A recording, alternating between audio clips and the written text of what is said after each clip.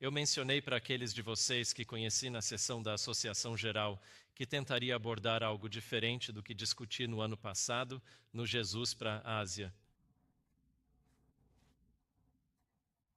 Então, eu acho que, por um levantar de mãos, quem já assistiu a esse vídeo? Ok, um bom número de vocês, pessoal. Então, eu farei agora uma breve e rápida revisão e realmente quero focar em alguns pontos importantes antes de prosseguirmos para a guerra espiritual e a família, certo? Quem já viu esta foto da apresentação? Minha família em 2019. E então, esse foi o começo da minha jornada para entender este tópico da guerra espiritual e realmente Deus colocando um fardo em meu coração para ajudar qualquer pessoa que Ele traga a mim que esteja enfrentando uma situação semelhante também. Em 2019, os demônios atacaram minha família, especialmente minha esposa. E o que nós pensávamos que era uma doença mental acabou sendo, na verdade, possessão demoníaca. E duas coisas que vocês deveriam saber sobre a minha esposa. Primeiro, ela é metade chinesa e metade Kadazan. Os Kadazan são uma tribo na Malásia, muito parecida com os índios nativos aqui na América. Eles têm curandeiros em cada comunidade e a avó da minha esposa era uma curandeira e foi assim que ela cresceu. Todas as mulheres da família viam demônios, chamavam-nos de fantasmas, mas hoje sabemos o que eram.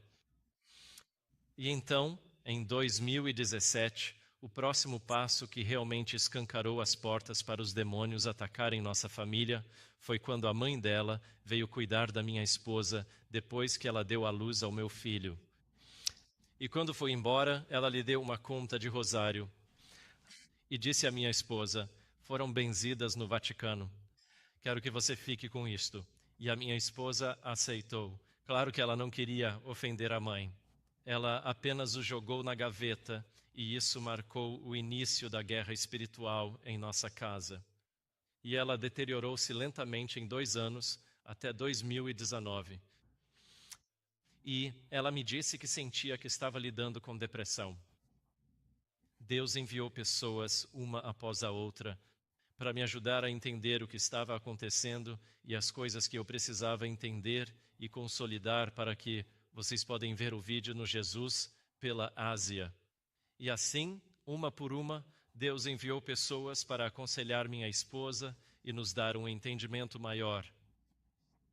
Finalmente, no fim de 2019, minha esposa foi liberta e percebemos que devíamos destruir as contas de Rosário. Ao queimar as contas de Rosário, os demônios vieram de novo à minha esposa e disseram: seus pais ficarão extremamente desapontados. Depois partiram. No decorrer do caminho, é claro, ela passou a guardar mágoa, então isso abriu outra porta na vida dela. Então havia, na verdade, 3 grandes portas abertas na vida dela que levaram a essa possessão. Uma delas foi os pecados geracionais da avó dela. Como curandeira, ela fez um pacto com o diabo que os demônios buscavam estender aos filhos e gerações futuras. E depois, aceitar o item oculto, que você pode não ver como oculto, mas, sabe, era algo que não deveríamos ter mantido em casa, as contas de rosário, e em terceiro lugar, a falta de perdão que ela guardava. Então, essa é uma história um tanto breve de como cheguei a compreender todo este assunto. E ao pesquisar sobre guerra espiritual, logo após 2019, ou mesmo ao longo de 2019, percebi que, na Igreja Adventista, desde a década de 1970, em grande parte, esquecemos-nos que os demônios existem.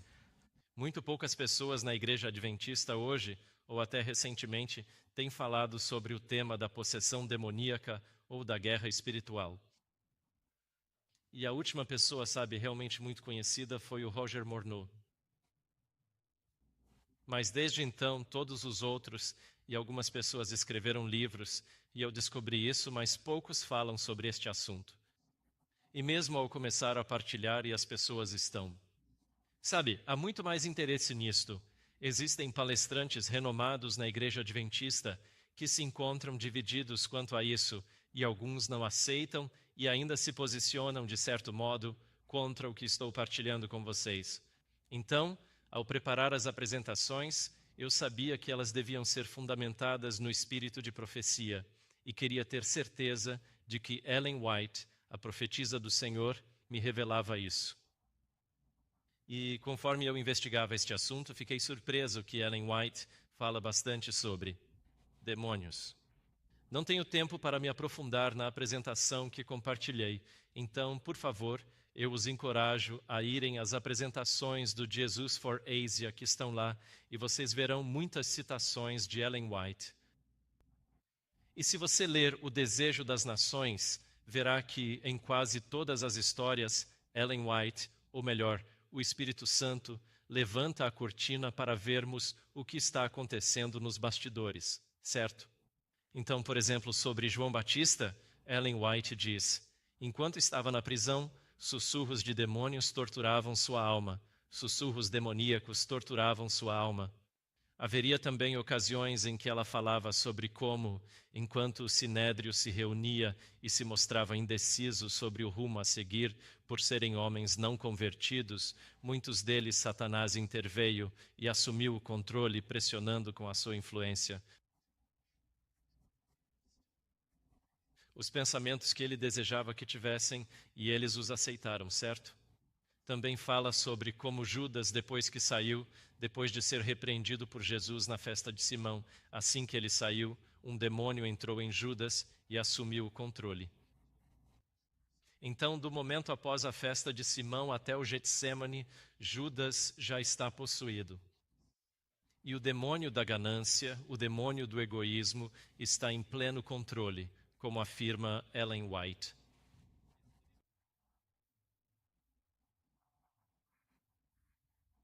Ao ler O Desejo das Nações, eu ainda não o examinei desse ângulo para patriarcas e profetas. Então, eu estou prestes a ter e terei mais material sobre este tema em 1 ou 2 anos. Mas creio que em cada livro da série Conflito dos Séculos, Ellen White revela como os demônios atuam. Então, espero que depois destes 2 dias, destes próximos dias, quando vocês voltarem a ler O Conflito dos Séculos, procurem onde Ellen White realmente fala sobre como Satanás e os demônios estão agindo em cada uma das histórias que ela comenta. Então, quando estivermos aconselhando, e eu vou resumir todo o material que abordei no Jesus for Asia e na apresentação, em 3 pontos importantes que você precisa lembrar ao aconselhar alguém em guerra espiritual, ok? A primeira coisa é como os demônios os estão atacando, certo? Então, se alguém me procura com bipolaridade, esquizofrenia ou depressão, sabe? E, olha, para ser sincero, qualquer outra coisa com a qual você esteja lutando, qualquer pecado habitual que esteja te afligindo em sua vida, é crucial que você compreenda como os demônios estão te controlando. Por que é que você cai em pecado sem nem mesmo pensar a respeito? Antes de se conter, já está em pecado. Esse é o problema, certo? Quando lidamos com o pecado habitual, essa é uma luta que enfrentamos. E o problema que nós. A razão pela qual caímos nisso é porque não sabemos como lutar, certo? Primeiro, você deve entender como demônios atacam. Eles nos atacam em nossos pensamentos, certo? Então, é muito importante, quando estou aconselhando alguém, ajudá-lo a entender que seus pensamentos nem sempre são seus. Já usei muitas citações em palestras do Jesus for Asia. Se as quiser, procure lá. Ou pode vir me ver e terei prazer em compartilhar minha apresentação e as citações, certo? Então, seus pensamentos nem sempre são seus. Diariamente somos atingidos por uma enxurrada de pensamentos demoníacos, não é? Quaisquer pensamentos. E, de repente, quando alguém perde a paciência, isso ocorre porque o demônio está inserindo em sua mente algo que a faz sentir raiva ou um pensamento que a incita a inflamar os sentimentos de fúria, os sentimentos de ódio, e é exatamente por essa razão que sucumbimos a essa ira, na qual entramos, pois um demônio assume o controle momentaneamente e então abraçamos a identidade que ele implanta em nossos pensamentos. Assim, demônios podem inserir ideias em nossa mente. E isso, na verdade, é um grande alívio para alguém que lida com transtorno bipolar ou esquizofrenia. Muitas pessoas com bipolaridade ou esquizofrenia já me disseram que isso é um alívio. E por que é um alívio? Porque agora elas sabem que não estão lutando contra si mesmas. Psicólogos e psiquiatras dirão a elas: você tem um problema no cérebro e está lutando contra si mesmo, então precisa lutar, sabe? E outras pessoas o descrevem como: você está sonhando acordado durante o dia, então você só tem que ignorar os sonhos que surgem durante o dia. O demônio que você vê chegando, sim, é um sonho, você está sonhando acordado. Você só precisa ignorar e lutar contra si mesmo, certo? E essa é a grande batalha, sabe? E o desânimo para aqueles que lidam com esquizofrenia, bipolaridade e, nesse sentido, também outras doenças mentais. Eles não percebem que são os demônios que os estão atacando. Quando você percebe isso, aí pode revidar, certo? É difícil lutar contra si mesmo, e é por isso que muitas notas de suicídio dizem coisas como: estou desistindo da minha vida porque não sei mais como lutar contra mim mesmo. Não consigo mais lutar contra mim, então estou desistindo. E é assim que as notas de suicídio geralmente se parecem. Ok, primeiro, meus pensamentos não são meus pensamentos. A segunda coisa que quero que percebamos é: por que os demônios podem atacar? Por que alguém que sofre de esquizofrenia ou bipolaridade se mostra mais suscetível do que outras pessoas? É por causa de portas abertas que nós abrimos em nossas vidas. E existem várias categorias de portas abertas em nossas vidas. A primeira são os pecados geracionais. Então, pecados geracionais, se você tem pais, avós ou até bisavós que foram curandeiros ou bruxos, xamãs ou até mesmo maçons, nós ajudamos aqueles cujos pais eram maçons e maçons de alto escalão. Pode ser um pecado geracional que permite aos demônios atacar ou controlar os filhos, pecados geracionais. O segundo são os pecados da carne. Pecados da carne são orgulho, ganância, raiva, ódio, apetite e etc. Mas o mais poderoso de todos os pecados da carne é a falta de perdão. A falta de perdão é o grande pecado invisível que muitos que enfrentam dificuldades desde a infância, eles não conseguem, sabe? Ou lidaram com isso na infância e não conseguem superar. E esse é o demônio mais poderoso com o qual lido quando estou aconselhando jovens ou aqueles mais velhos que estão sendo atacados. E a grande mentira do demônio da falta de perdão é que está tudo bem em não os perdoar na minha mente e que essa é a forma de me proteger de ser ferido novamente, certo? E foi isso que aconteceu com minha esposa. Eles mentiram. Fizeram-na crer na mentira. Se eu construir um muro de incredulidade, isso vai me proteger da pessoa que me feriu, certo? E não falo de falta de perdão de ontem. Estou falando de falta de perdão que ocorreu há 10 anos ou até mesmo décadas, da qual ainda não conseguimos nos libertar. A falta de perdão é uma das portas mais poderosas. Existem 2 tipos de falta de perdão. O primeiro é a falta de perdão para comigo mesmo. O segundo é a falta de perdão para com outra pessoa, certo? Então, a falta de perdão para comigo mesmo é mais ou menos assim. Deixe-me dar um exemplo. Minha mãe desenvolveu grande falta de perdão em sua vida para consigo mesma quando sua mãe morreu. O que tinha acontecido foi que ela tinha recomendado à sua mãe que fizesse uma operação porque ela estava com câncer. O médico havia conseguido remover o câncer, mas logo em seguida, porque o médico não sabia que ela era alérgica a analgésicos, então eles administraram-lhe tais medicamentos e ela sofreu um derrame e faleceu. Por isso, minha mãe não conseguia perdoar a si mesma. Outro exemplo de falta de perdão para consigo mesma. Houve uma senhora que veio para a nossa escola bíblica e ela tinha tido uma gravidez quando entrou pela primeira vez na universidade e ela tinha feito um aborto.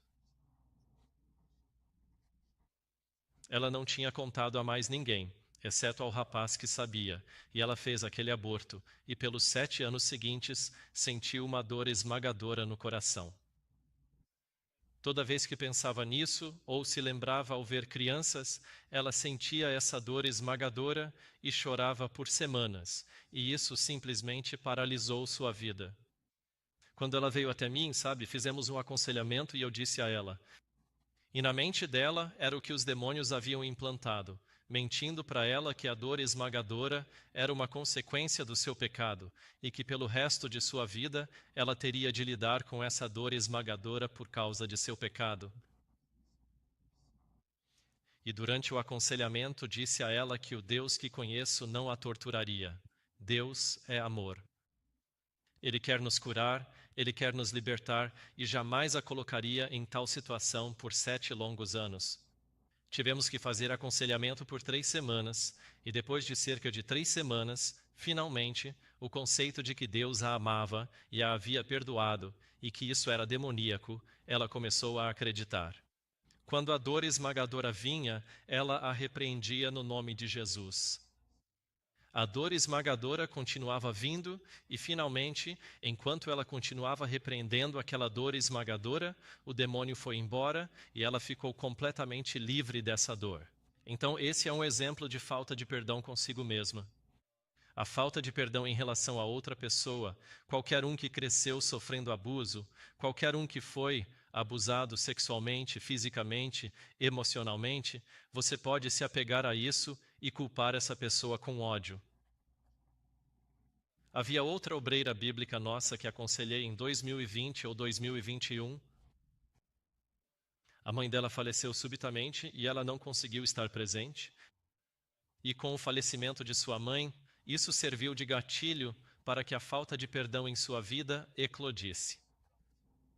Ela começou a ver e a ouvir coisas e via rostos raivosos de várias pessoas que a haviam criticado ao longo de sua vida, e ela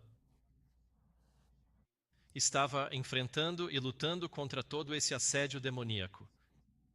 À medida que a aconselhávamos, o Senhor a guiou numa jornada para que compreendesse que ela odiava seu pai, e isso porque, quando ela era mais jovem, seu pai estava envolvido em muitos relacionamentos adúlteros, e frequentemente ele saía de casa e não voltava por semanas. Mas então, a mãe dela derramava sua tristeza sobre ela. E ela chorava, chorava e chorava, e isso apenas acumulou uma quantidade imensa de ódio pelo pai dela. E finalmente o Espírito Santo a convenceu de que ela precisava se reconciliar com o pai. Ela precisava dizer ao pai que o tinha perdoado. Ela lutou por mais 3 meses, nós a aconselhávamos, e ela era atacada por demônios noite sim, noite não. Mas finalmente ela foi capaz de se esforçar para falar com o pai e se reconciliar, e os demônios se foram depois disso. Isso é um exemplo de falta de perdão. A terceira coisa que eu quero que precisamos aconselhar aqueles com quem trabalhamos que vêm com guerra espiritual é que existem armas de guerra que eles precisam entender que Deus nos concedeu, e a mais poderosa delas é o nome de Jesus, certo? Quando repreendemos esses demônios no nome de Jesus e lidamos com as portas abertas em nossas vidas, os demônios terão que ir embora.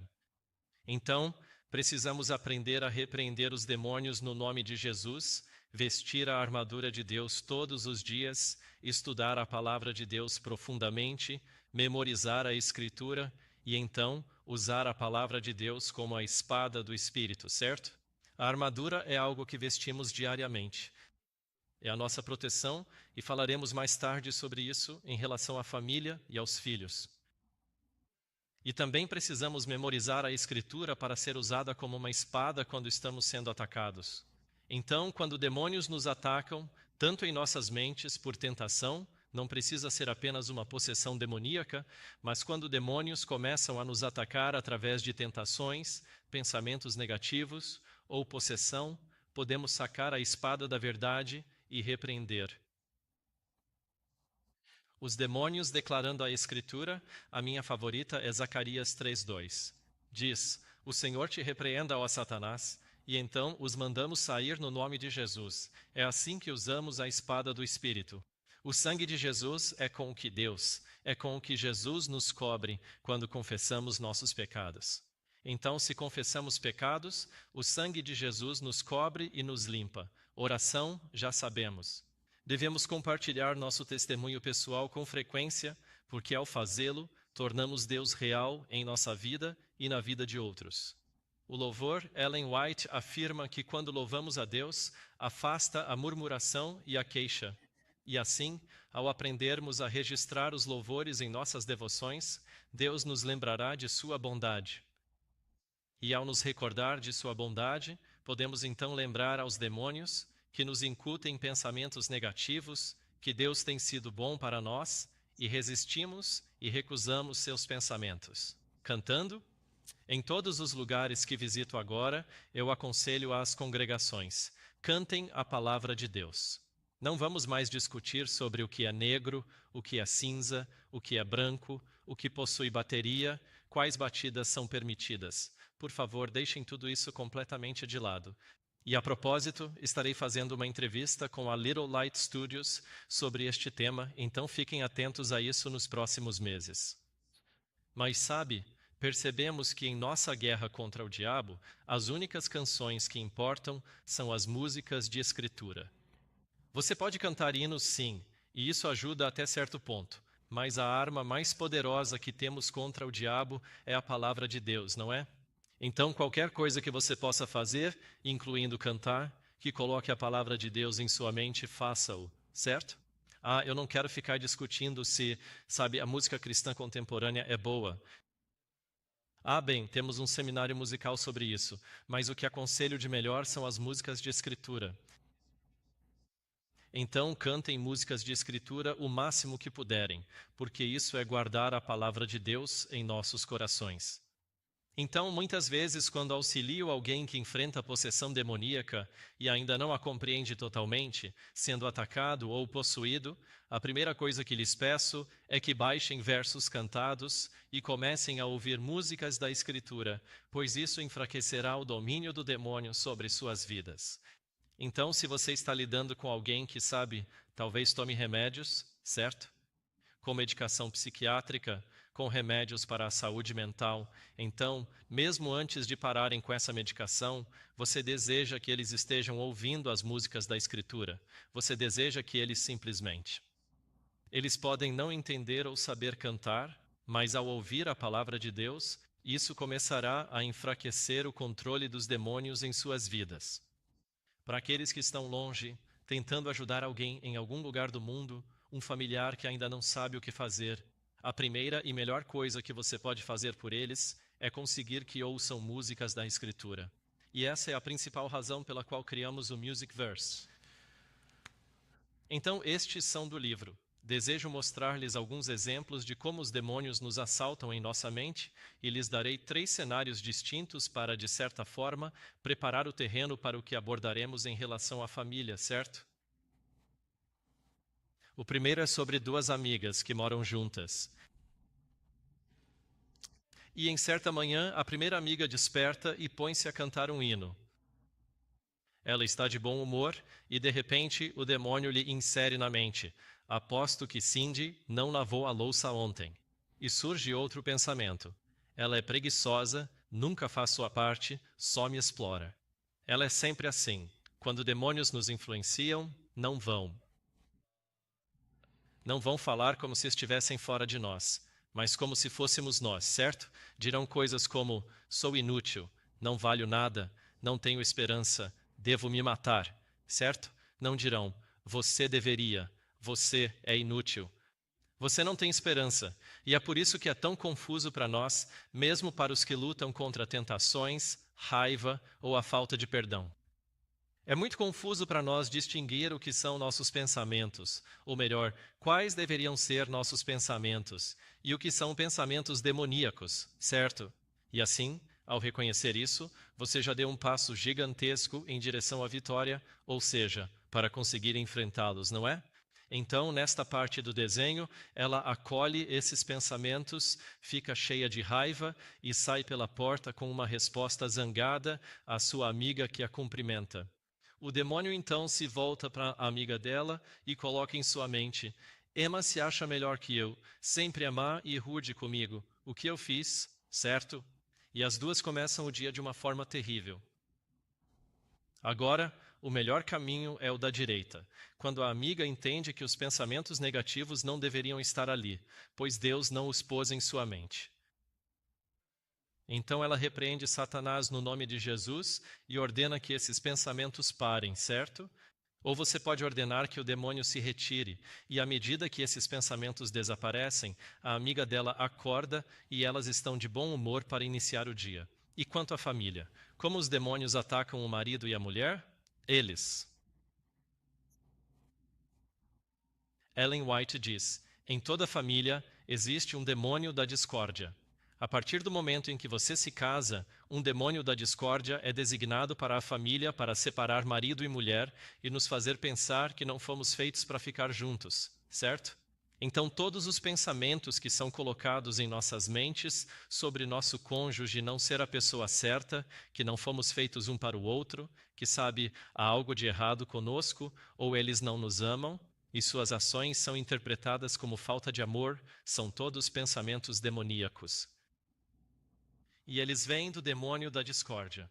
Assim a esposa pensa: não sou boa o suficiente para meu marido. O marido pensa: trabalho tanto pela família, mas ela nunca agradeceu. A esposa então pensa: ele não me ama mais. O marido tem pensamentos como: a culpa é toda dela. E ela pensa: não somos mais felizes. Isso termina em: nós deveríamos nos divorciar, certo? A maneira que. Quando marido e mulher reconhecem que existe um ataque total e implacável para destruir a família, então o marido agirá de uma forma diferente. O marido repreenderá os pensamentos que vêm à sua mente. A esposa repreenderá os pensamentos que vêm à mente e se reconciliarão o mais rápido possível. A reconciliação dentro do lar é de suma importância para conseguir manter os demônios afastados da casa. Quando não nos reconciliamos, estamos alimentando os pensamentos negativos que o demônio da discórdia coloca em nossas mentes. E é por isso que há tanto divórcio no país, certo? E mesmo na igreja adventista, infelizmente, porque temos cedido às mentiras dos demônios que sugerem que, se não fomos feitos um para o outro, ou não nos encaixamos, ou brigamos, ou temos desentendimentos, então isso significa que nunca. Não fomos feitos para nos casar. São mentiras demoníacas. Agora, veja como afeta os filhos. Então, quando os pais discutem e dizem, eu quero o divórcio, ou o marido diz, nunca te amei mesmo, como demônios afetam as crianças. Isso se baseia em muito aconselhamento que já realizei. Basicamente, o demônio se aproximará da criança e dirá, a culpa é minha. Em seguida, continuará com, eu não valho nada. E por fim, eu quero morrer. Indo mais fundo, enquanto eles pensam e aceitam esses pensamentos de eu quero morrer, de repente a ideia surge. Vá à cozinha e pegue uma faca. A criança descarta o pensamento dizendo, não faz sentido. Mas com os pais discutindo com mais intensidade, a ideia retorna. Vá à cozinha, pegue uma faca e se corte. Vão à cozinha, pegam a faca, colocam-na nos pulsos, mas a jogam de volta na gaveta. Pensam, isso é loucura. Por que estou pensando assim? Com a discussão acontecendo com intensidade ainda maior, a criança vai para a cozinha, pega a faca e então se corta pela primeira vez. Estes são os efeitos devastadores de discussões dentro de casa e de pais que dizem um ao outro que desejam o divórcio. É assim que isso destrói os filhos e eles crescem com diversos tipos de problemas. O demônio do rancor, o demônio da ira, uma falta de confiança em Deus, porque Deus é Pai, não é mesmo? E quando o diabo consegue ter sucesso em destruir os pais no lar, e a figura do pai como um sacerdote no lar, então todo o resto desmorona, não é verdade?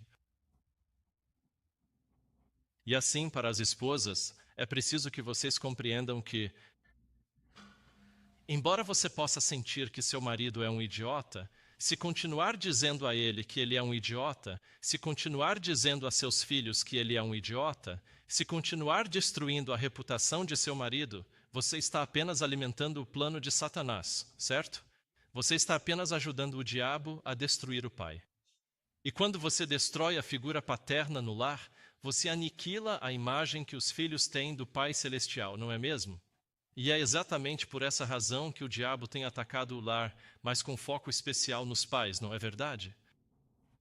E é lamentável, sabe? Tudo na sociedade de hoje visa primordialmente a destruição da moralidade do homem, certo? Os outdoors que você vê, os filmes que nós assistimos, a música que ouvimos, tudo isso está ensinando os homens a simplesmente abandonar a moralidade. E as mulheres não nos fazem nenhum favor também com o comportamento e a forma como se vestem, certo? Se você sai na sociedade, o jeito que as mulheres se vestem, elas dizem: bem, a culpa é sua se não consegue se controlar. Bem, não é só problema dos homens. Quando a moralidade masculina, a paternidade e o marido são destruídos, todo o resto da sociedade também é destruído, certo? Então, as mulheres têm, na verdade, uma grande responsabilidade sobre como os homens estão agindo, sabia? No livro de 1 Timóteo, quando Paulo ensina a Timóteo como organizar a igreja, a primeira coisa que ele aborda são os falsos mestres.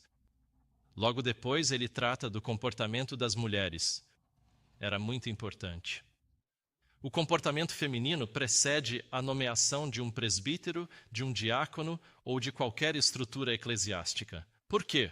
Porque é o comportamento das mulheres que está destruindo os homens, os pais e tudo mais na sociedade. Pois, se você destrói o homem, nada mais importa depois disso, certo? Esqueça a liderança na igreja, esqueça como estruturá-la, esqueça como dirigir a igreja. Você destrói o homem, você destrói a família, você destrói a igreja, você destrói toda a estrutura da sociedade, e é por isso que os homens estão sob um ataque tão grande. Agora, não estou tentando dizer que que não seja culpa dos homens também. Os homens têm um grande papel a desempenhar, mas muitas vezes as mulheres se esquecem de que têm um papel ainda maior porque é o pescoço que vira a cabeça, certo? E as mulheres exercem grande influência sobre os pais, mantendo ou destruindo sua reputação perante os filhos, certo? E, infelizmente, é exatamente assim que se parecem muitas famílias. Então, bem, o certo é como deveríamos abordar isso no desenho. Quando há um desentendimento, quando a palavra divórcio é dita, ou qualquer tipo de discórdia em público na frente dos filhos, tem que haver uma reconciliação pública. Os pais precisam pedir desculpas um ao outro na frente dos filhos, e os pais precisam pedir desculpas aos filhos pela maneira como se comportaram. Se isso fosse mais feito em família, o demônio da contenda, do rancor, da ira, do ódio nas crianças seria mantido fora de casa, certo? Então, além da reconciliação, o culto familiar serve como corrimão protetor para o lar. O culto familiar é, sem dúvida, a solução para a maioria dos problemas que se manifestam no ambiente doméstico. Filhos que não estão felizes com seus pais, cônjuges que não estão felizes um com o outro, tudo isso pode ser resolvido se o pai conseguir, com o apoio da esposa, reunir a família para o culto da manhã e da noite. Infelizmente, hoje, na maioria dos casos, são as mulheres que levam os filhos à presença de Jesus, e os pais estão ausentes, ocupados demais. Sentem que precisam conquistar o mundo, que precisam, ganhar dinheiro, precisam. Eles estão ocupados demais e simplesmente deixam isso para as mulheres. Mas, na verdade, são os pais que precisam demonstrar isso. E deixe-me explicar o porquê. Quando o pai assume seu papel de sumo sacerdote, ou seja, seu papel de sacerdote dentro de casa, primeiro ele ensinará ao seu filho, quando crescer, que a sua principal e mais importante função na família, ao se casar, é conduzir sua família à presença de Deus pela manhã e à noite, certo? A sua principal responsabilidade não é trabalhar e ganhar dinheiro. A sua principal responsabilidade é levar a esposa e as crianças para a presença de Deus todas as manhãs e todas as noites. Para as filhas na família, você está ensinando à sua filha um padrão, um modo de vida, uma conduta a ser seguida. Não se case com um homem que não reconhece sua responsabilidade sacerdotal dentro do lar, se um homem for.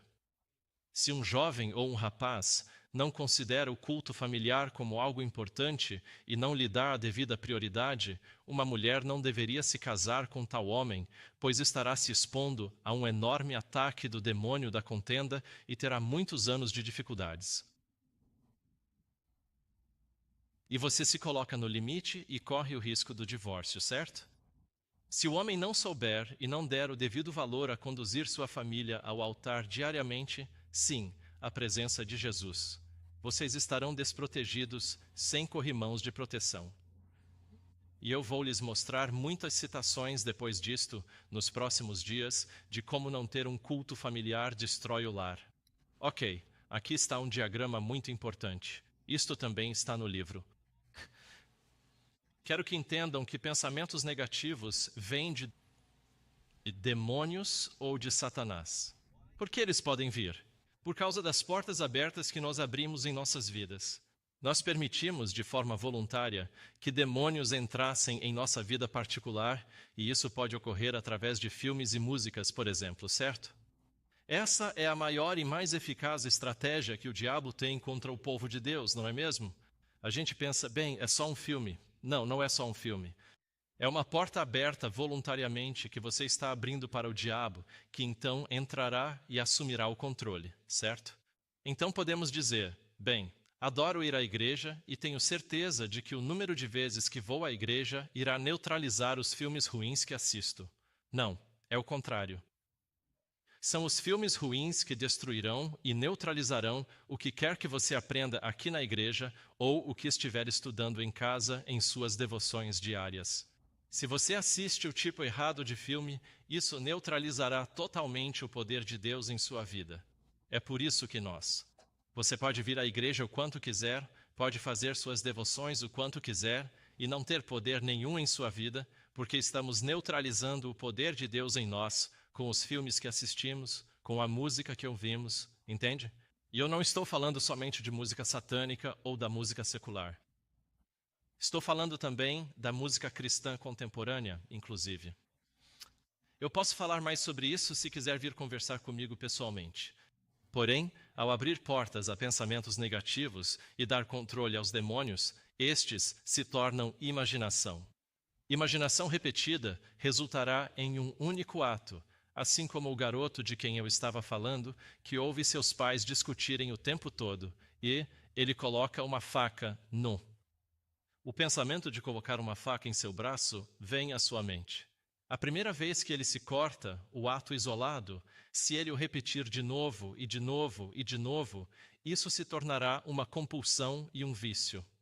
E uma vida inteira de compulsão e vício, ou mesmo poucos anos de compulsão e vício, e você está abrindo as portas para a possessão. Esta é a ciência da possessão. Como eu neutralizo isso? Eu preciso dos pensamentos de Deus. Eu preciso guardar a palavra de Deus em meu coração. Preciso estudar a Bíblia, espírito de profecia, cantar hinos, memorizá-la. Preciso ensinar, pregar a Bíblia e estar em constante oração, certo? São formas de me proteger, mas a chave é a palavra de Deus, certo? Então, eu tinha dificuldade em memorizar as Escrituras porque achava trabalhoso. Eu não via sentido nisso. Mas depois de 2019, percebi que é vida ou morte. Esconder a palavra de Deus em nossos corações pode ser a diferença crucial entre perdermos a salvação ou vermos nossos entes queridos sucumbirem aos demônios, não é? Portanto, guardar a palavra de Deus em nossos corações é muito importante. A guerra espiritual é para todos. Se você olhar a grande comissão em Marcos 16, 15 a 18, verá que é outra versão da grande comissão. Em Mateus 28 está a mais comum, mas em Marcos, capítulo 16, versículos 15 a 18, quando Jesus dá a comissão do Evangelho, ele diz que precisamos pregar, curar os enfermos e expulsar o diabo. Garanto que neste centro de estilo de vida, neste instituto de saúde, onde realiza um trabalho médico missionário, Deus trouxe pessoas à sua presença que estão lidando com demônios. Mas pode ser que muitos de vocês não tenham reconhecido por não terem esse conhecimento. E é minha oração que, ao passarem por isso, Deus os torne plenamente conscientes das pessoas que entram em sua presença lidando com isso e que vocês possam ajudá-las de uma perspectiva espiritual. Ok, existe sempre uma perspectiva espiritual, mesmo quando você também está lidando com a cura de doenças físicas. Sempre há uma perspectiva espiritual a ser considerada. Sempre há pensamentos negativos e, muito possivelmente, portas abertas em suas vidas que permitiram que ficassem doentes assim. E descobrimos isso e encontramos nos evangelhos que, em muitas das histórias de cura dos enfermos, Jesus, na verdade, expulsou um demônio daquela pessoa. Não era. Ele não apenas os curou da enfermidade literal, mas também expulsou o demônio de suas vidas.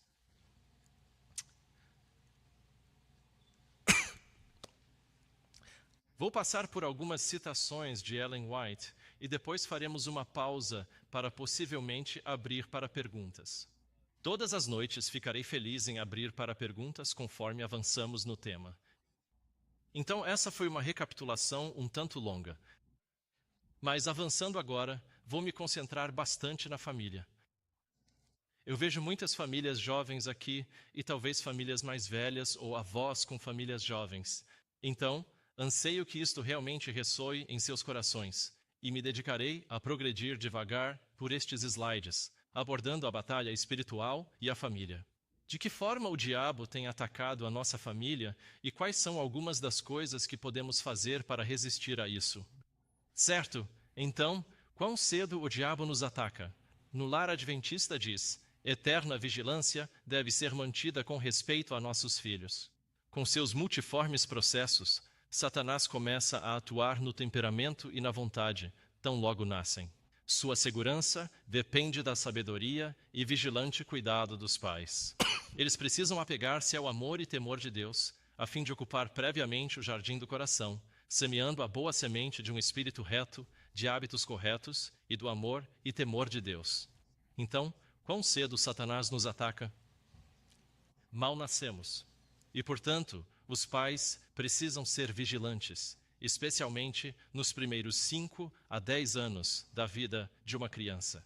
Quando estamos ausentes, quando não somos vigilantes, quando deixamos os filhos sozinhos e colocamos isso como responsabilidade de outra pessoa, então, obrigado.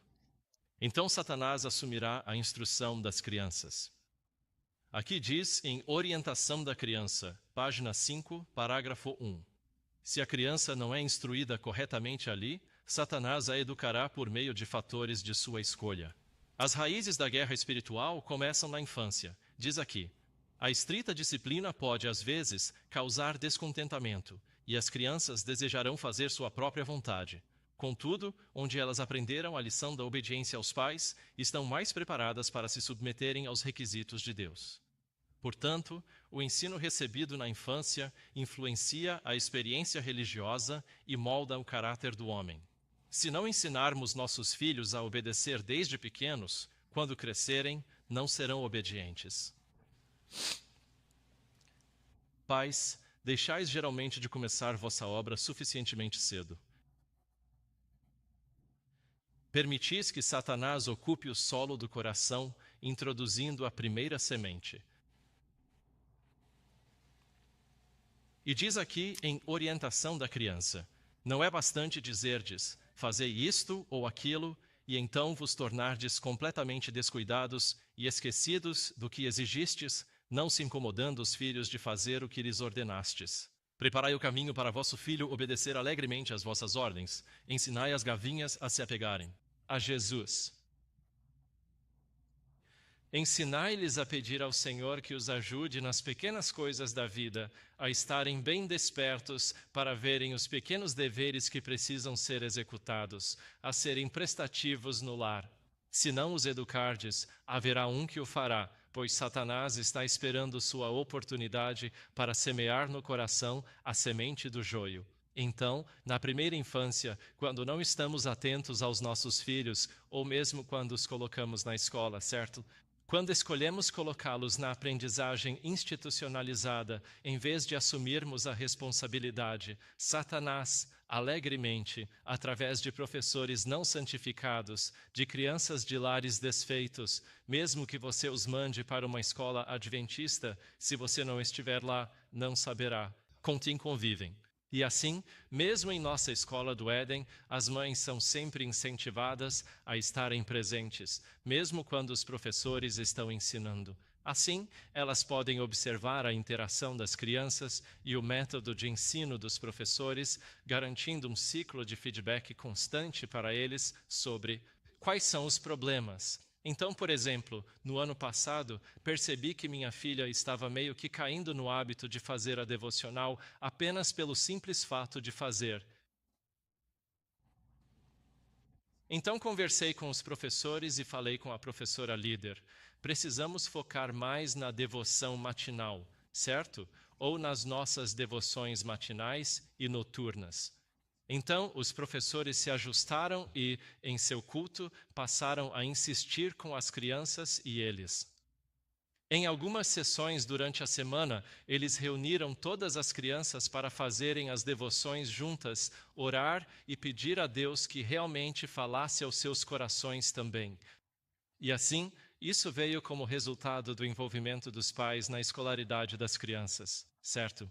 Estamos sempre nesse ciclo de feedback, ajustando o que fazemos por incentivar os pais a se envolverem diretamente, repreendendo espíritos malignos que controlam nossos filhos.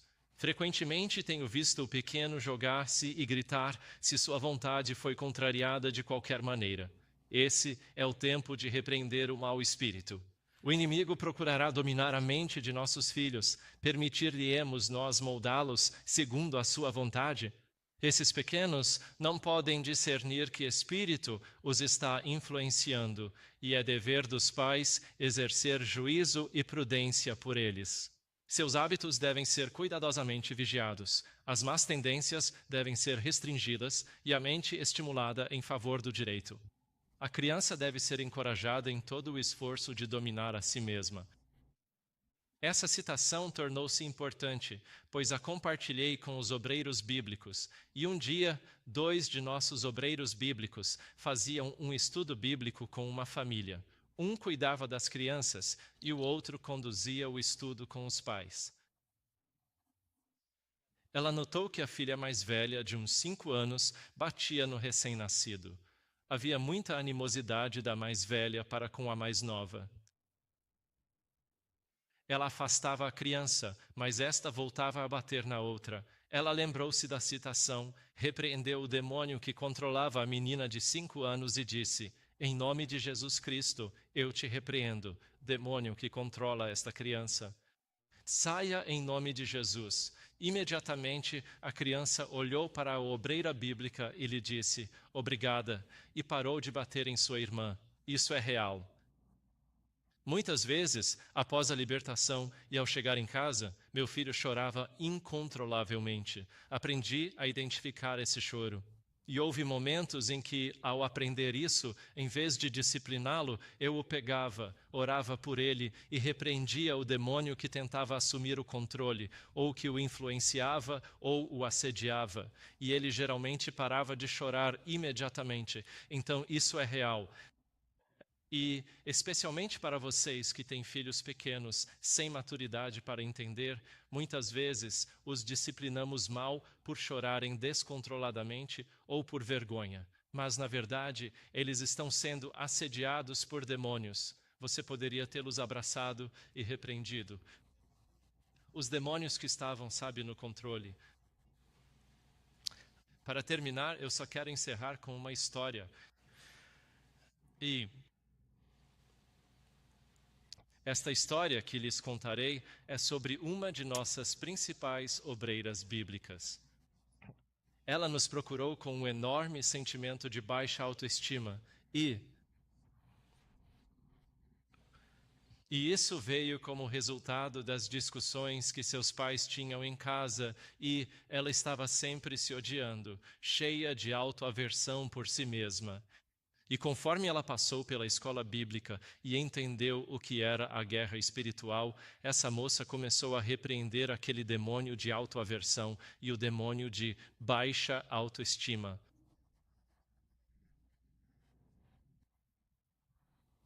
E ao fazer isso, o Senhor a levou a compreender que ela necessitava perdoar o pai por algumas das coisas que ele havia feito. O que ele havia feito ao discipliná-la quando ela era criança. E então ela retornou para o local, a cidade de onde ela veio, e ela se reconciliou com o pai dela, e aquele demônio a deixou, e ela foi capaz de... Desde então, ela se tornou muito mais autoconfiante, muito mais capaz de conversar com as pessoas, e aquela autoaversão desapareceu. E tudo isso foi resultado do demônio da falta de perdão tomando conta da vida dela e da incapacidade de perdoar os pais pelas brigas, especialmente o pai. Veja, demônios são muito enganosos. Eles chegam aos nossos filhos e os ajudam, certo? Com a desintegração do lar enquanto controlam. Eles mentem para as crianças dizendo: se odiar seu pai, poderá se proteger de quem te machucar no futuro. Mas nada está mais longe da verdade. O que fazem é construir um muro onde o demônio da falta de perdão é o governante do castelo e controlará suas vidas, as destruindo. E elas não percebem que, na verdade, tudo o que é preciso é a reconciliação. Nós ajudamos outro rapaz da nossa escola bíblica.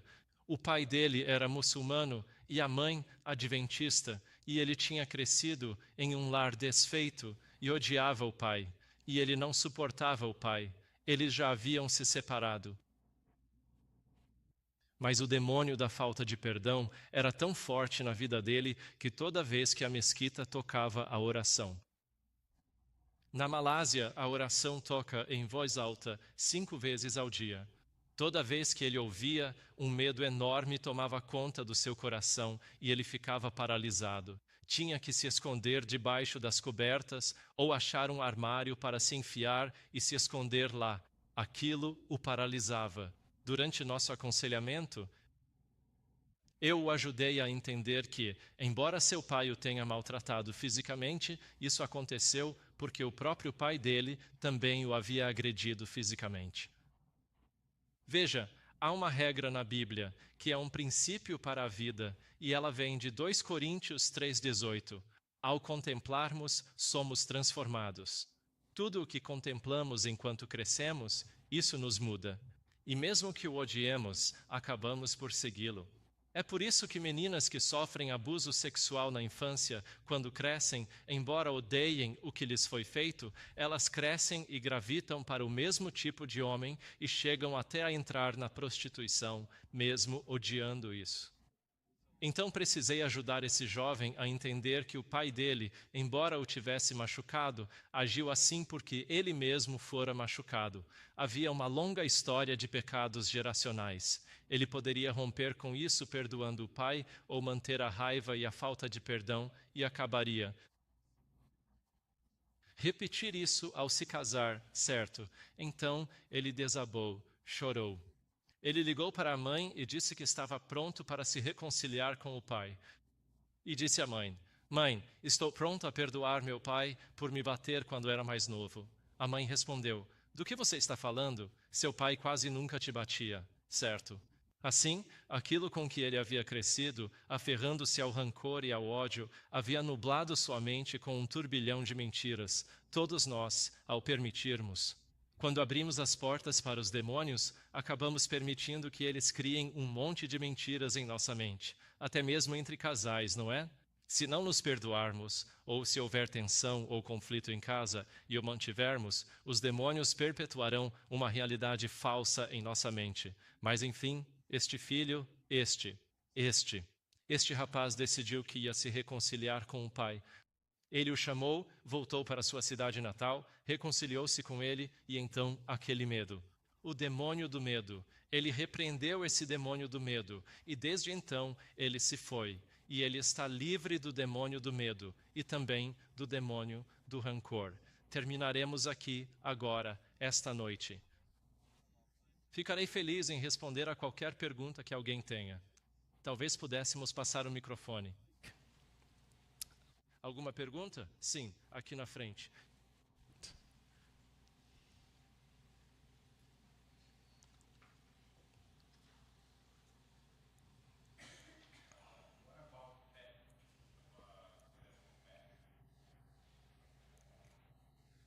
Esta casta, esta não sai, senão com oração e...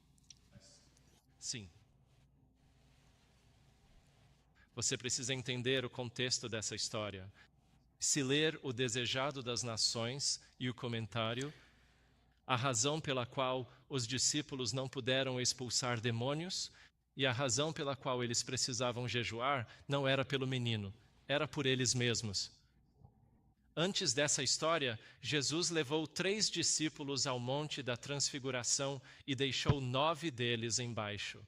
E Ellen White diz que eles estavam cheios de ciúmes, estavam cheios de raiva e ódio pelos 3 que foram levados ao Monte da Transfiguração.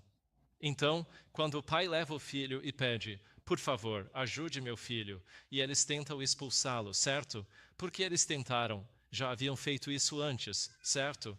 Jesus os enviou em pares, e eles expulsaram demônios. Eles achavam que podiam fazer isso, certo? Não pensavam, é a primeira vez e falhei. Não, já tinham feito antes, mas agora falharam, certo? Então procuraram Jesus e perguntaram, por quê? Porque falhei? Jesus diz, se tivesseis fé, como um grão de mostarda, moveríeis montanhas. E essa casta só sai com jejum e oração. Então por que jejuar? Eles tinham que jejuar e orar para que Deus removesse a montanha de ciúmes. O Monte da Transfiguração, qual montanha precisa ser removida nesta história? O Monte da Transfiguração era o ciúme a que se apegavam, pois Jesus levou 3, não os outros 9, e tiveram que jejuar e orar para que Deus removesse o rancor ou ódio em seus corações. É por isso que se deve jejuar e orar. Então descobri que você não precisa jejuar e orar pelo indivíduo. A menos que não obtenha a resposta do Espírito Santo, quer jejuar e orar pela não libertação, certo? Então, às vezes, na libertação ou aconselhamento, por mais que a pessoa tente ou confesse, os demônios não saem. Isso significa que existem outras portas abertas e que podem estar impedindo a pessoa de as conhecer. É aí que jejuar e orar se torna realmente útil. Então, jejum e oração são para ouvir a voz de Deus claramente, ou pedir a Ele que remova a falta de perdão e outras portas abertas em nossos corações, para que possamos ajudar outros. Esse é o benefício do jejum e da oração. Sim? Hoje, doenças mentais como bipolaridade, depressão, ansiedade proliferam. Como nós, enquanto profissionais da saúde, saberemos quais são de fato resultado de uma doença física, como um desequilíbrio químico no cérebro, e como sabemos quais são espirituais? E a segunda parte da minha pergunta é, qual é o processo se, por exemplo, você sabe que é possessão demoníaca, como expulsar esse demônio? Quais são os passos? Grato. Sim. Então, a primeira coisa é, como sabemos o que é um desequilíbrio químico?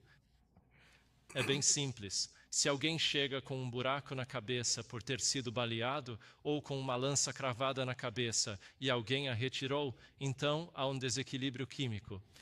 Se nada aconteceu com a pessoa, sem trauma cerebral, fomos todos criados à imagem de Deus. Não há razão lógica para termos um desequilíbrio químico em nosso cérebro, certo? A não ser que você tenha anorexia, certo? E esteja com falta de nutrientes. Mas até a anorexia é ceder a pensamentos negativos. Uma pessoa anoréxica pensa que está ficando cada vez mais bonita à medida que passa fome. E ela pode estar só pele e osso, mas quando se olha no espelho, o demônio do apetite lhe dá uma falsa ilusão do que está vendo. Ela não está vendo a si mesma. Ela está vendo uma versão bonita de si mesma, e é por isso que continua nesse caminho, certo? Então você deve entender que demônios nos atacam em nossos pensamentos, e tudo o que lida com esses pensamentos negativos, que não tem razão alguma, não deveria acontecer a um ser humano perfeitamente normal. Há algo espiritual envolvido aqui, certo? E mesmo com as doenças físicas com as quais lidamos, também há um envolvimento espiritual. Existe uma. Não sei se você já ouviu falar de uma senhora na Coreia. Ela tem um centro de estilo de vida, o Criador Cura, ou um programa com este nome. Ela tem 50% de sucesso em câncer estágio 4, certo? A razão do sucesso de 50% dela com câncer em estágio 4 é que seu programa é bem simples. Ela não tem equipamentos avançados nem muitas coisas que vocês teriam, mas quando as pessoas a procuram, ela dá as aulas de novo começo de manhã e à tarde ela diz: querem saber? Não sei como curar vocês, mas meu Criador sabe. À tarde quero ensinar vocês a caminhar na natureza e quero que conversem com Deus e peçam a Ele pela cura e Ele vai lhes dizer como.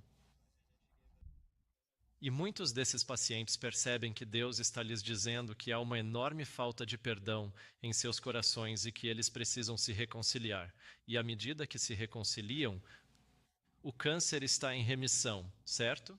Assim, nossas doenças físicas estão muito ligadas aos pensamentos negativos que abraçamos. Precisamos, portanto, lidar com esses pensamentos da mesma forma que tratamos as terapias médicas físicas e naturais, certo? Então, entender sobre a guerra espiritual te ajuda na perspectiva de, ao ajudar o paciente a questionar o Espírito Santo sobre as questões do coração, certo? Pode haver uma doença física e você sabe como lidar com ela com os métodos que está usando, mas geralmente também há uma questão do coração. E é por isso que, ao curar, Jesus lhes dizia: seus pecados estão perdoados, certo?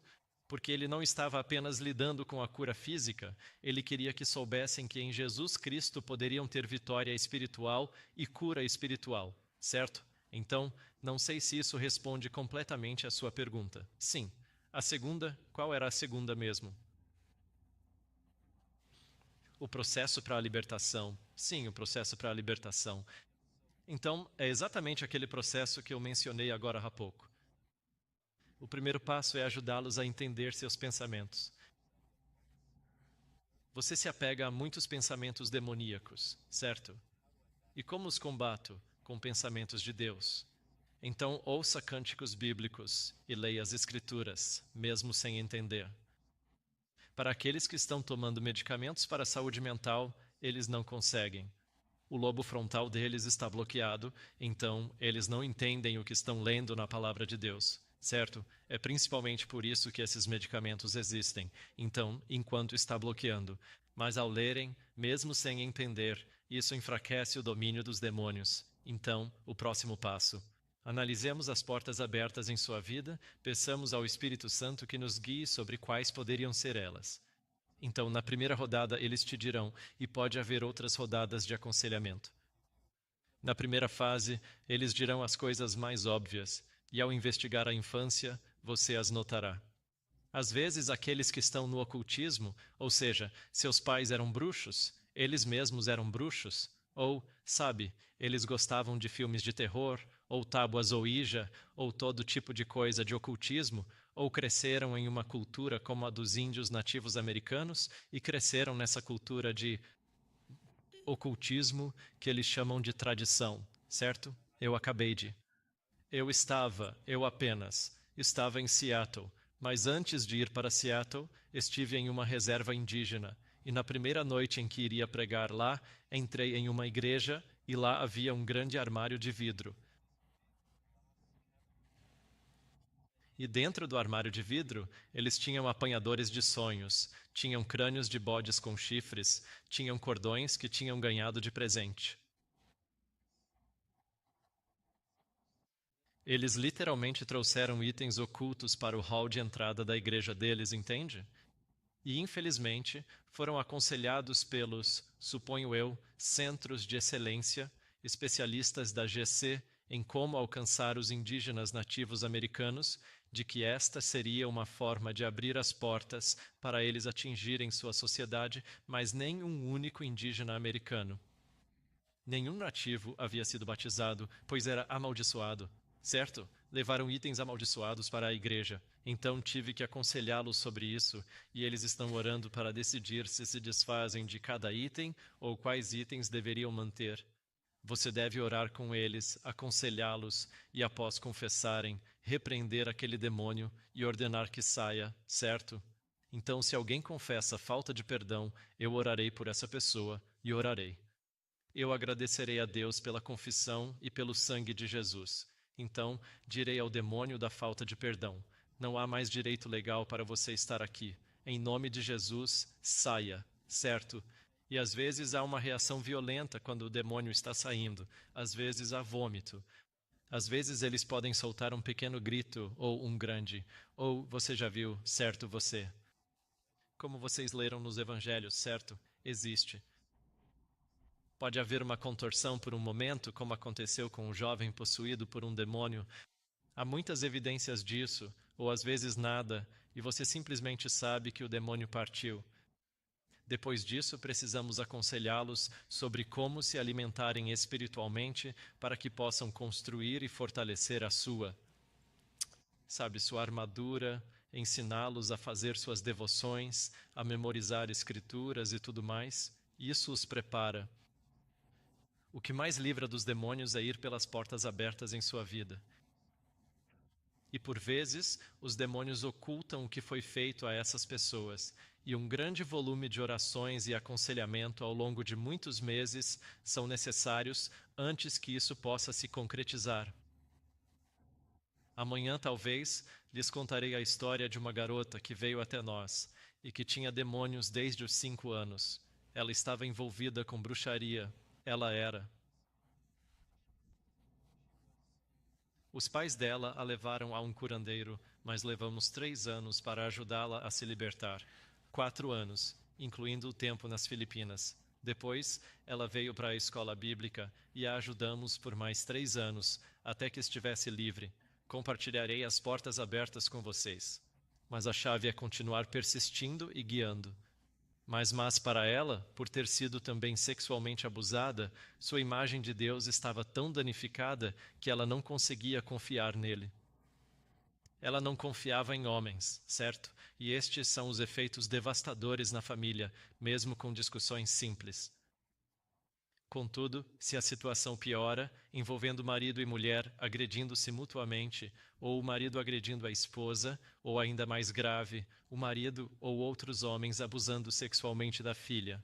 Com isso, ela desenvolveu uma imensa barreira e desconfiança em Deus Pai.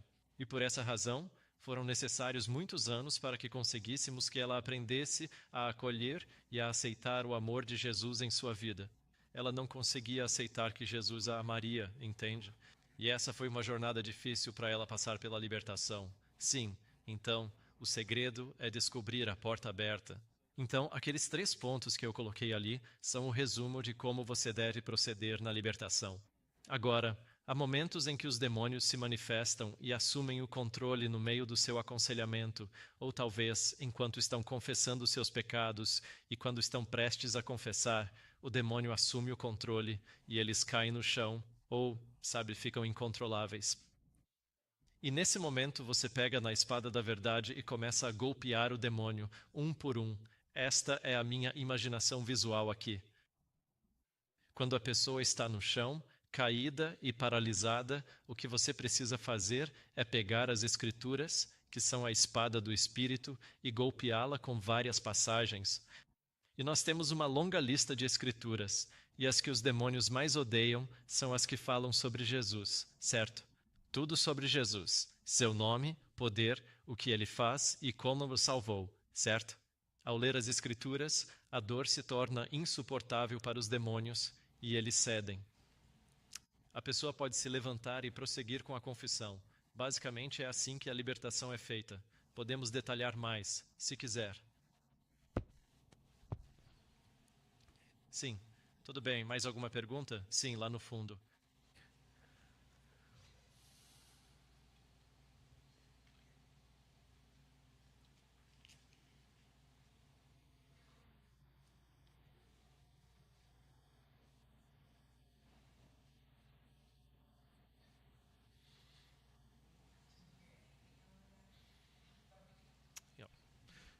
Então, o que fazer quando a pessoa não sabe ou se recusa a aceitar?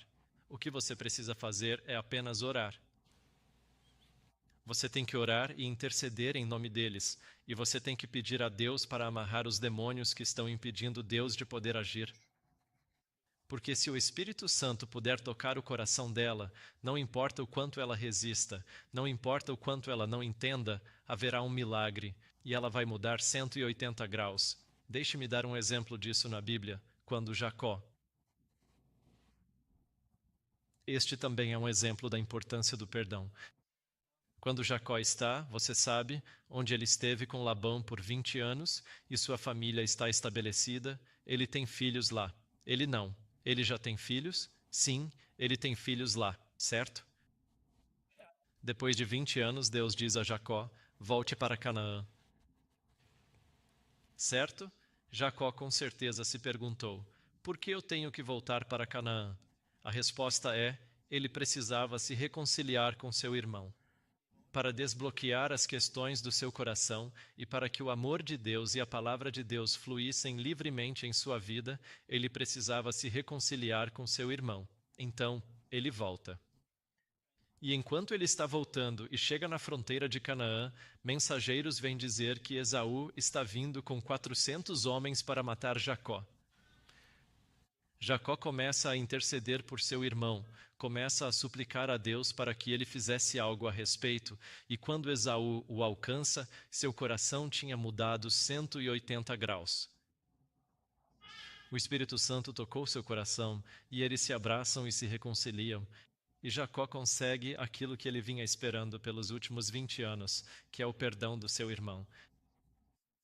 Infelizmente, ele não conseguiu se reconciliar com seus pais, porque eles já haviam falecido, mas ele precisava fazer a reconciliação para que pudesse se tornar o patriarca de Israel, certo? E então, as duas lições aqui são, ao lidar com o perdão, às vezes você realmente tem que dizer, ir pessoalmente, escrever uma carta, um e-mail, o que for, para dizer à pessoa que te magoou que você a perdoa, certo? Então, muitas vezes, isso faz parte da cura completa, quando se lida com a falta de perdão. Mas o segundo ponto demonstra o poder do Espírito Santo quando intercedemos por alguém, mesmo que essa pessoa não deseje se reconciliar ou não queira aceitar a ajuda de Deus, certo? Em ajudá-los em sua situação. Então, quando alguém recusa, quando alguém, rejeita ou simplesmente não entende, a melhor coisa que você pode fazer é orar para que Deus amarre os demônios e que o Espírito Santo trabalhe no coração da pessoa, e então você espera, você aguarda e, de repente, receberá um telefonema daquela pessoa dizendo, ei, eu preciso de ajuda agora, ou, ei, quero aprender mais, ou o Espírito Santo te orientará sobre o que oferecer, passo a passo, para que ela se volte e aceite a ajuda, certo? Então, isso é algo que se aplica a todos, sem exceção, entendeu? Certo.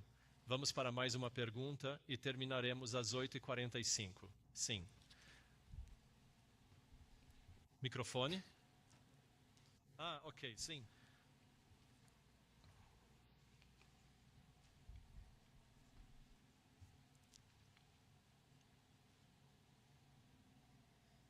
Então, quando um pensamento que você sabe que não vem de Deus surge em sua mente, como você começa a resistir a ele?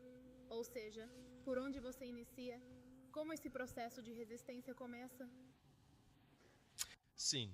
Então, se eu tenho um pensamento em minha mente, certo, que eu sei que não vem de Deus e é uma tentação, certo? Então, digamos que você pense que diz que está te dizendo para se cortar ou eu me odeio, deveria me matar, certo? E é algo muito poderoso e você já se cortou antes e está lutando para não querer se cortar de novo, certo? O que você precisa fazer nesse exato momento são duas coisas. Primeiro, uma oração rápida ao céu. Pai, o demônio do suicídio tenta me controlar, me compelindo a cair em pecado, certo? Segundo, por favor, envie anjos para me ajudar. É um clamor a Deus. A segunda coisa a fazer é repreender esse demônio em nome de Jesus. Então você diria: em nome de Jesus, espírito maligno que quer me fazer cortar, eu resisto e te ordeno, em nome de Jesus, que saia. Entendeu? É isso. Ou você pode, se quiser ir ainda mais longe e feri-los ainda mais, sacar a espada do Espírito e realmente esfaqueá-los. Como se faz isso? Você reivindica a Escritura e você clamaria: Jesus me disse, eu sou a ressurreição e a vida. Acredito que Deus, Jesus, quer que eu viva e te resisto em nome de Jesus, ordenando que vás. Certo? Reivindicar a Escritura é ainda mais doloroso para eles, pois é a espada do Espírito, certo? Então você repreende e pede ajuda a Deus, repreende em nome de Jesus e pode reivindicar a Escritura, certo? E se persistirem esses pensamentos, você segue lendo a Bíblia sobre a vida, certo? Então, você precisa coletar os textos bíblicos que são relevantes para a sua batalha, não é mesmo? Seja por pensamentos suicidas ou depressivos, certo? Se você está com depressão, reivindique escrituras sobre alegria e felicidade, certo? Se você tem medo ou ansiedade, memorize Isaías 41:10 ou 1 João 4:18. O perfeito amor lança fora todo medo. Em nome de Jesus Cristo, o demônio do medo, saia. É assim que se combate. Agora espere que na primeira vez que você fizer isso, eles vão testar sua crença no que você está dizendo.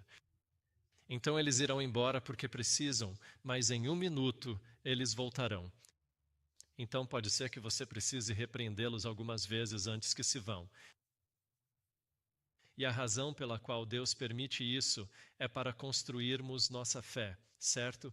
E para realmente criar resistência, porque eles continuarão nos atacando e se não estivermos sempre em guarda, vamos baixar a guarda e o medo tomará conta, certo? É assim que você deve lidar com isso. Faz sentido? Ok, vamos encerrar por esta noite. Desculpem por passar do tempo, mas vamos inclinar nossas cabeças para uma palavra de oração. Pai Celestial, eu te agradeço por nos dar Jesus. Eu te agradeço porque na cruz Jesus derrotou Satanás e todos os seus anjos malignos. E mais do que isso, Pai, eu te agradeço por seres o Deus Criador e por todos esses demônios e até mesmo o próprio Lúcifer terem que se prostrar diante do nome de Jesus, pois eles são tua criação, assim como nós somos tua criação. E eu te agradeço, pelo nome de Jesus, por cumprires as tuas promessas quando clamamos em seu nome. Agradeço por nos teres concedido autoridade sobre esses demônios e por nos teres dado a palavra de Deus, que é a espada do Espírito para nos defendermos quando eles nos atacam. E, Senhor, peço que nos protejas ao voltarmos esta noite. Dá-nos bom descanso e que continues a nos cercar com teus anjos, a nos proteger e que nos enchas com teu Espírito para que nos equipemos e estejamos prontos quando trouxeres os que precisam de aconselhamento e liberdade do inimigo. Obrigado, Pai, por estares conosco esta noite. Oramos isso no nome de Jesus. Amém. Obrigado.